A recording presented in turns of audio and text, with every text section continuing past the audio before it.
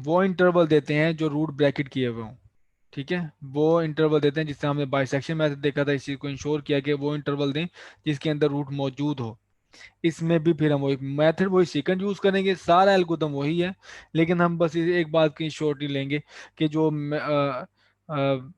Root है वो method के इसके इंटरवल के अंदर हो। तो इस चीज़ की इंश्योरिटी है। ये सीक्वेंस मेथड सिर्फ इतना ही मुख्तलिफ है। बिल्कुल ये बाइसेक्शन की तरह है, लेकिन पॉइंट जो होगा इसका मिड में नहीं होगा। वो सिर्फ वो लिनियरली इंटरपोलेट करके वो एक्सिस पे पहुंचेगा और वो उसका पॉइंट होगा नेक्स्ट x2।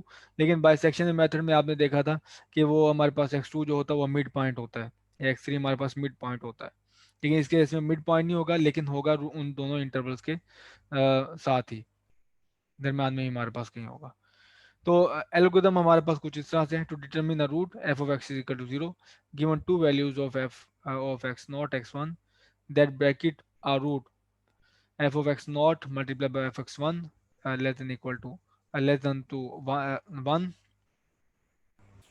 हमारे यहाँ पास होना चाहिए ज़ीरो। ठीक है, कि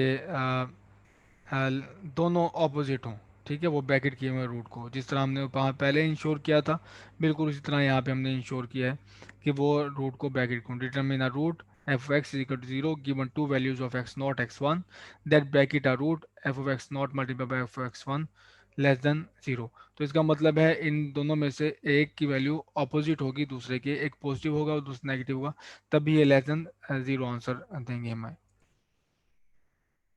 उसके बाद एल्गोरिथम है उसी तरह सेकेंड मेथड की तरह x2 is equal to x1 minus f x one multiply by x naught minus x one f x naught minus f of x one.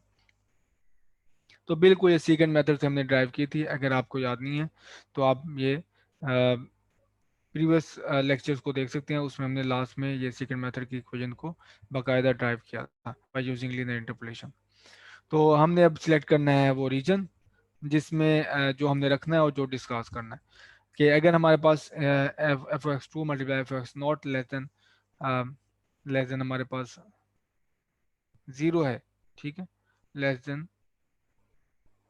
तो इसका मतलब है दोनों फंक्शन पे एफ एक्स नॉट पे और एफ एक्स टू पे, दोनों पे हमारे पास जो फंक्शन की वैल्यू है वो अपोजिट है। तो हमें उसी मुताबिक एक्स टू को एक्स वन बनाना चाहिए। ठीक है, एक्स टू को एक्स वन बनाना चाहिए, और नहीं नहीं तो हमारे पास X not is equal to X two है। तो ये हमारे पास यूँ, मैं दोबारा आपको बना के समझा देता हूँ इस तरह से कि लेट से हमारे पास ये था एक्स नॉट है और ये रहा एक्स वन।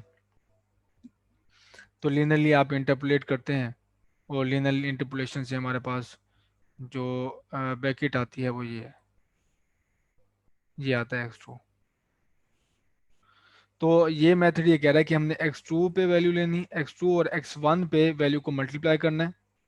मल्टीप्लाई करना है तो अगर वो आता है नेगेटिव, जो इस केस में आएगा क्योंकि यहाँ पे ये एफ ऑफ एक्स इस पॉइंट पे पॉजिटिव है और इस पॉइंट पे नेगेटिव है, इन दोनों को आपस में मल्टीप्लाई करोगे तो हमारे पास वैल्यू आएगी नेगेटिव। तो नेगेटिव है तो आपको यहाँ पे साफ नजर आ रहा है कि एक्स वन को पीछे शिफ्ट कर देना है। तो ये हमें ये कर रहे हैं, एक्स वन को क्या बना रहे हैं, एक्स टू को हम एक्स वन को एक्स टू की जगह पे शिफ्ट करें। तो एक्स वन हमारे पास ये बन जाएगा, अब हमारे पास ब्रैकेट ये बन जाएगी। ठीक है, और अगर ऐसा नहीं है, अगर ऐसा नहीं है तो इसका मतलब है, इसका मतलब ये है कि ब्रैकेट लेट से हमारे पास यहाँ पे लाया करता है, हमारा जो पॉइंट आता है एक्स टू। इनके दूसरा केस अलग से ड्रॉ करते हैं। फॉर एग्जांपल दूसरा केस है ये कि हमारे पास एक्स नॉट ये था और एक्स वन ये। तो लेट से हमारे पास ये यहाँ पे आ जाता है एक्स टू। अब आप इन दोनों को मल्टीप्लाई करें, F of x one F of x not और एफ ऑफ एक्स टू की वैल्यू को। ये देखिए यहाँ पे भी वैल्यू नेगेटिव है, यहाँ पे भी वैल्यू नेगेटिव है, दोनों को मल्टीप्लाई करेंगे वो पॉजिटिव वैल्यू आएगी, वो ग्रेटर देन जीरो होगी। तो ये वाली स्टेटमेंट इसके लिए रन नहीं होगी बल्कि ये वाली स्टेटमेंट रन होगी। और यहाँ से भी हमें ये पता चल रहा है कि अब ब्रैकेट जो रूट होना चाहिए वो ये रूट होना चाहिए। ठीक है, तो एक्स नॉट को हम आगे शिफ्ट कर देंगे और एक्स नॉट को बना देंगे एक्स टू। तो एक्स नॉट हमारा ये बन जाएगा, अब ब्रैकेट हो जाएगी ये। तो इस तरह से हम राइट रीजन सेलेक्ट कर रहे हैं, बिल्कुल जैसे बाइसेक्शन मेथड में किया था। तो ये समझ लें कि सॉर्ट ऑफ हमारा कंबाइंड चीज़ है।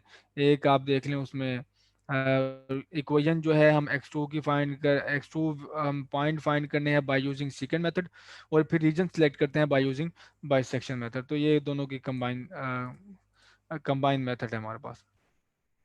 और कब तक मूव होते रहेंगे, जब तक हमारे पास फ्लोरेंस वैल्यू नहीं आ जाती, गिवन हमारे पास डिजायर्ड प्रिसिशन नहीं आ जाती, या एक्यूरेसी नहीं आ जाती कि यहाँ तक इस वैल्यू तक हमने पहुँचना है। लेट से हम डिफाइन करते हैं कि हम इतनी प्रिसीजन में काफ़ी है कि एक्स की वैल्यू वो दे दो कि 0.0001 फंक्शन की वैल्यू, तो हम इससे समझेंगे जीरो। तो ये हमारे पास टॉलरेंस वैल्यू होगी, तब तक ये मेथड रन करता रहेगा। और मैं फिर जैसे ये कंडीशन ट्रू फॉल्स होगी, ये तब फॉल्स होगी जब हमारे पास फंक्शन की वैल्यू एक्स पे इससे कम वैल्यू देने लग जाएगा। ठीक है, तो अप्रॉक्सीमेटली हमारे लिए वो जीरो होगा, तो हम वहाँ पे बंद कर देंगे। और ये कंडीशन भी यही कह रही है।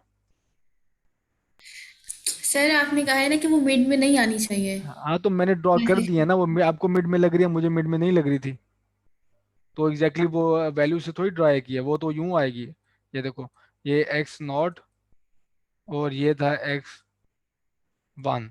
तो इसमें पहले तो आप ये ड्रॉ करोगे ना, लाइन, सेकेंड लाइन दो पॉइंट्स के दरम्यान में। तो ये सेकेंड लाइन आई। अब जहाँ पे ये कट करी है ये वाला पॉइंट, तो ये वो पॉइंट है जिसे हम कह रहे हैं x2। तो अब देखो ये मिड में नहीं है। तो आप इस से वाज़ेह तौर पे देख रहे हैं कि ये हमारे पास मिड में नहीं हुआ, नहीं आ रहा। जो बाइसेक्शन से चीज़ें हमारे पास है मुख्तलिफ है। बाकी जैसे रीजन हम सिलेक्ट करते हैं वो बिल्कुल सिमिलर जैसे बाइसेक्शन मेथड में होता था। इसके एल्गोरिदम आप ट्राई कीजिएगा। शायद मैं दे दूँ, अगर मुझे टाइम मिला तो मैं इसको आपको जूलिया कोड इसका लिख के दे दूंगा।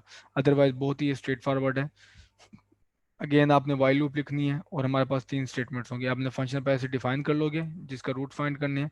एक स्टेटमेंट ये आएगी, उसके बाद दो हमारे पास स्टेटमेंट आएगी इफ एल्स में। ठीक, तो ये आप मैनेज कर लेंगे वाइल लूप में, जिस तरह हमने किया था बाइसेक्शन और या सेकंड मेथड में।